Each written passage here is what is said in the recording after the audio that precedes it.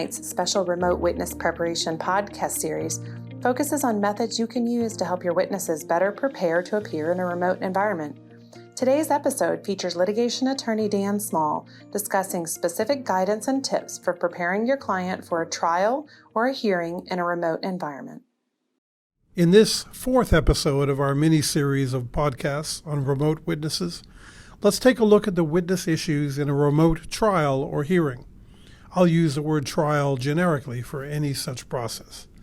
Remote trials have been conducted before in limited situations, but they have become the new norm during the COVID crisis. And as courts and counsel grow more accustomed to it, they're very likely to continue much more frequently long after the crisis is over. Because most witnesses have developed their images of trials from TV and movies, the remote process is a very strange new world for them, and this requires careful guidance and preparation. Two things contribute heavily to the strangeness of a remote trial for a witness: the camera and the physical separation. As to the camera, I am from time to time asked to do television commentary on various legal matters. In a TV studio with several large cameras and cameramen and women, it's very hard to forget that you're always on camera.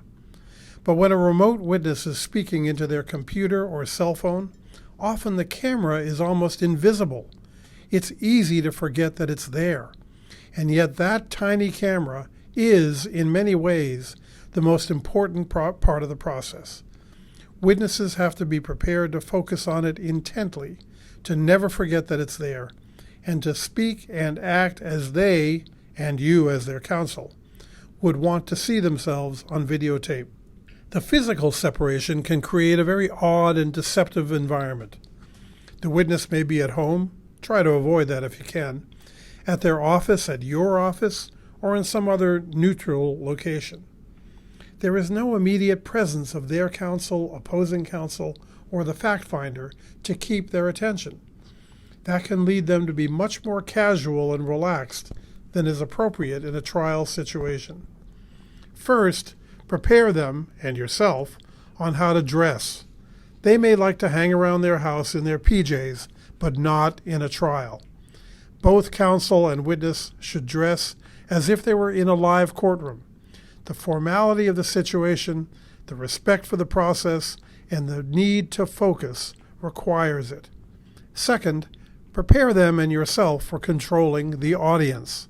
My colleague, Annie Gamez, recently wrote a great article for the Daily Business Review on her experience conducting a 2-day final evidentiary hearing in federal court via Zoom on a Hague Convention case. Many of the witnesses were at home, some outside the U.S. Imagine the lure of the situation. A family member, a neighbor, a coworker, or a friend is testifying as a witness in an actual trial, but doing it from their living room or the office or wherever. Hey, this is much better than TV. Let's all go watch and help her out. No. Counsel had to invoke the rule sequestering witnesses early and often, and constantly ask the witness who else was in the room, who were they talking to, who were they looking at, and what were the other folks signaling to them. Only the frequency and directness of the questions helped to temper the situation. Next, think about exhibits. Find out what systems and software the court will be using or will allow. Test them with the court or the clerk, and then introduce and explain them to your witness. To the fullest extent possible, use those systems in your preparation and do a dry run with the witness of their testimony. Practice with the witness to be sure the witness knows to accurately identify the document they're looking at, so everyone is literally on the same page. In addition, since the technology allows the questioner to very quickly call out a particular word or phrase from a long document, the witness needs to understand their right and their responsibility to slow that process down and first read the entire document. Given the difficult mechanics of dealing with exhibits in trial, it may be important to try to stipulate to as many of the documents as possible beforehand. Finally, technology is wonderful, but it's a good idea to also make sure that everyone, including the court, has a binder of hard copies of all the exhibits, or at least the important ones. In a live trial, counsel might have one or more colleagues sitting at or near counsel table and passing notes or whispering their input during trial. Obviously, neither paper notes nor whispering may be possible in a remote trial, but you have something that can be as good or better: texting.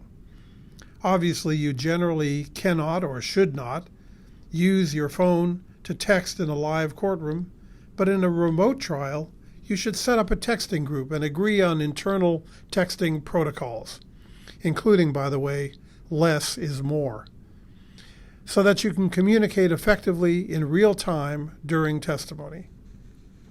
And then we get to the trial itself. Ideally, the goal of direct examination is to essentially set up a conversation between the witness and the lawyer, asking the questions that the fact finder would ask if they could. On direct, the questions are often not so much questions as they are prompts to move the testimony forward or prompts to move it in a particular direction. However, conversations move and flow based in part on nonverbal cues: the pause, the gesture, the movement, the facial expression, whatever it is. Obviously, it is much harder to send or receive such normal signals through a tiny video camera. If you're going to be questioning a witness on direct remotely, you need to help them focus intently on picking up as much of the cues as possible and have them work with you to move the testimony in the right directions.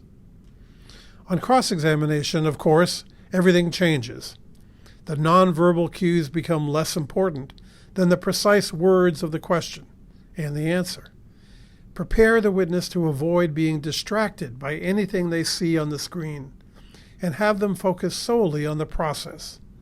For the questioner, it can be much more difficult to build momentum in cross-examining a remote witness. The physical distance can create a psychological distance and a barrier as well. The witness should be prepared not to help the questioner build momentum by answering too quickly or by engaging in any back and forth with the questioner. It's particularly important that the witness slow down so that everyone has a chance to be sure they heard the testimony and for counsel to object if necessary. For a remote witness, a remote trial is a long, long way from Perry Mason or Law and Order or whatever their favorite trial image is. Wherever they learned about trials, counsel needs to understand the challenges of this new normal and help prepare the witness to face them. Thank you for listening to Holland Knight's special Remote Witness Preparation podcast series featuring Dan Small, a litigation partner who focuses on internal and external investigations, witness preparation, and white-collar criminal matters. His popular CLE programs on witness preparation and other litigation topics can be arranged through the Professional Education Group at proedgroup.com. He's the author of the ABA's Manual on Preparing Witnesses, and he also welcomes input on this and other podcast programs at dan.small@hklaw.com.